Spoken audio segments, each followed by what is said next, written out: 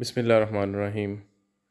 Assalamu alaikum dear viewers. Welcome to my YouTube channel English Studies with Mohsin Munir. उम्मीद करता हूँ आप सब खैरियत से होंगे. Students, I'm going to share a video with respect to the important questions of paper 4 of MA English Part 2 Literary and Practical Criticism. That what sort of questions you need to prepare. तो उस पे है ये video. Criticism पे paper 4 जो है very important subject. तो इस पे बात करते हैं कि आपके पास बेसिकली इसकी 5 बुक्स हैं. इसकी पोइटिक्स है एरिस्टोटल की, अपोलॉजी फॉर पोइट्री है फिलिप सिडनी की, द क्रिटिक है टी.एस. इलियट की, इसी तरह मॉडर्न ट्रेजेडी है रेमंड विलियम्स की, इसी तरह आपके पास कैथरीन बेल्सी है. तो ये आपके पास 5 बुक्स हैं, उनके राइटर्स मैंने आपको बताए हैं. तो मैं बताऊंगा आपको कि कौन कौन सी, अगर आप ये सारी ना भी प्रिपेयर करें सारी बुक्स, तो कितनी कर लें, और उनके कौन कौन से सिलेक्टिव क्वेश्चन इस शॉर्ट टाइम में कर लें, जिससे आप अपनी जो रिक्वायर्ड मतलब पेपर में आपने जितने क्वेश्चंस करने हैं उनको अच्छी तरह से अटेम्प्ट कर लें. So let's move. First of all we have poetics by Aristotle.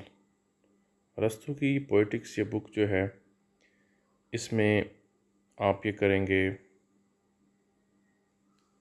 Aristotle's theory of imitation. ठीक है. उसके बाद ट्रेजेडी, ये मोस्ट इम्पोर्टेंट क्वेश्चन है इसका पोइटिक्स का. ये भी देख लीजिएगा जो 6 नंबर पे लिखा हुआ है ना, एरिस्टोटल्स डिफेंस ऑफ पोइट्री. तो बाकी जो मार्क्ड हैं वो ज़्यादा इम्पोर्टेंट हैं. Aristotle theory of imitation, tragedy the most important question of poetics. तो ये सारे कॉन्सेप्ट्स इस ट्रेजेडी के अंदर ही आ जाते हैं. Characterization, ideal tragic hero, hamartia, hubris, words, catharsis वगैरह. इसमें आप आइडियल ट्रेजिक हीरो करेंगे, उसमें ये कैरेक्टराइजेशन, आइडियल ट्रेजिक हीरो, ये चीज़ें आ जाएंगी. इसी तरह प्लॉट कैरेक्टर रिलेशनशिप जो है, ये उसमें ट्रेजेडी के अंदर ही आ जाता है. उसका मोस्ट इम्पोर्टेंट कॉन्स्टिट्यूएंट एलिमेंट होता है ट्रेजेडी का प्लॉट. और सेकंड मोस्ट इम्पोर्टेंट कैरेक्टर होता है. उसके बाद कैथारसिस, ये आपने कर लेना है. अब बात करेंगे apology for poetry, Sir Philip Sidney. ठीक है. तो इसमें आपने nature and function of poetry जो है, एक ये कर लें. उसके बाद चार्जेस अगेंस्ट पोइट्री, क्या इस पे चार्जेस हैं, इल्ज़ामात हैं. And Sidney's defence of poetry, Philip Sidney इसका डिफेंस जो है वो कैसे पेश करता है. उसके बाद ये अपोलॉजी फॉर पोइट्री, इसमें ये आपने क्वेश्चन करना है, इम्पोर्टेंट है बहुत, Sidney's views on contemporary poetry and drama. तो फिलिप सिडनी जो कि एलिज़ाबेथन या रेनेसांस एज का राइटर है, पोइट है, प्रोज राइटर है, क्रिटिक है. तो उन्होंने उसने किस तरह के आइडियाज़ उस वक्त की पोइट्री और ड्रामा जो है इंग्लिश उस पर दिए हुए हैं उस पर. ये समटाइम ये क्वेश्चन इस तरह का भी आ जाता है, इसका कंट्रीब्यूशन क्या है टुवर्ड्स लिटरेरी क्रिटिसिज्म.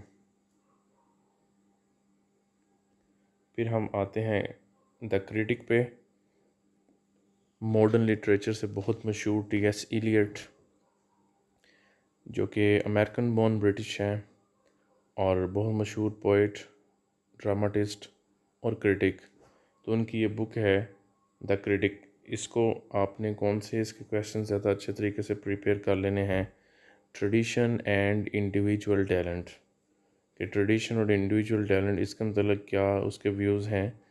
फिर टी.एस. इलियट के इम्पर्सनैलिटी ऑफ पोइट के ऊपर क्या व्यूज़ हैं. ठीक है. कि how should a poet be detached, उसको कैसे डिटैच्ड होना चाहिए, अपनी इम्पर्सनैलिटी उसको कैसे उसका ख्याल रखना चाहिए वाइल राइटिंग और कंपोजिंग पोइट्री. उसके बाद Eliot's views on metaphysical poets, जो 17th सेंचुरी के पोइट्स हैं, Henry Vaughan, Richard Crashaw, John done.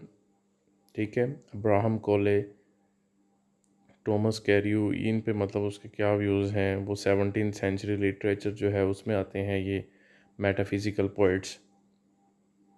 उसके बाद ये जो 9th 10th क्वेश्चन है ये आप प्रिपेयर कर लें, मोस्ट इम्पोर्टेंट यही हैं जो मैंने आपको बताए हैं।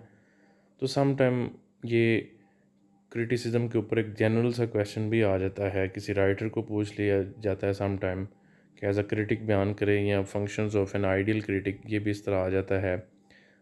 अगर आप ज़्यादा सेलेक्टिव रहना चाहते हैं तो ये इसका 4th 5th और 6th क्वेश्चन जो है ये ज़्यादा अच्छे तरीके से प्रिपेयर कर लें। In the same way, if we talk about modern tragedy written by Raymond Williams, you need to prepare these important questions.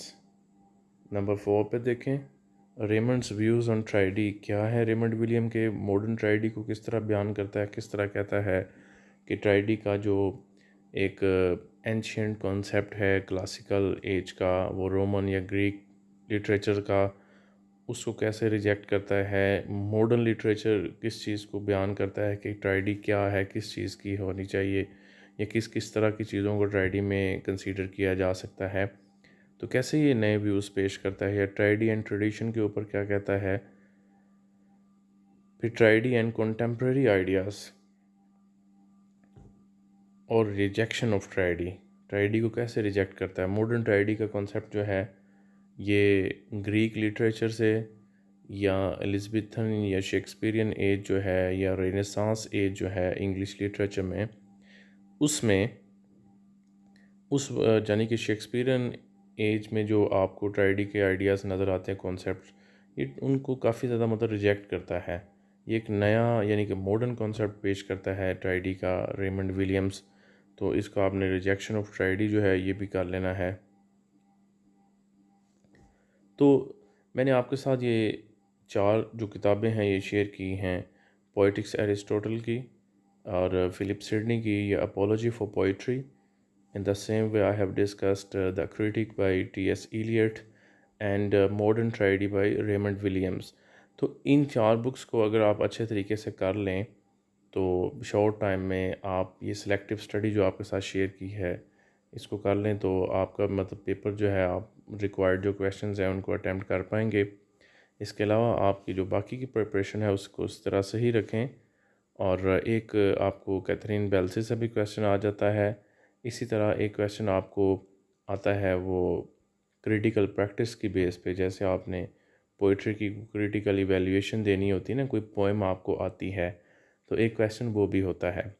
Any हो, जिस तरह मैंने आपके साथ ये 4 बुक्स जो हैं ये शेयर की हैं, इनके जिस तरह से सिलेक्टिव क्वेश्चन जो हैं ये शेयर किए हैं, तो आप ये कर लें तो होपफुली आप ये 4 क्वेश्चन जो अपने पेपर में आपने अटैम्प्ट करने हैं आप वो कर पाएंगे। फिर आपके साथ मुलाकात होगी, तब तक के लिए इजाज़त, अल्लाह हाफिज़।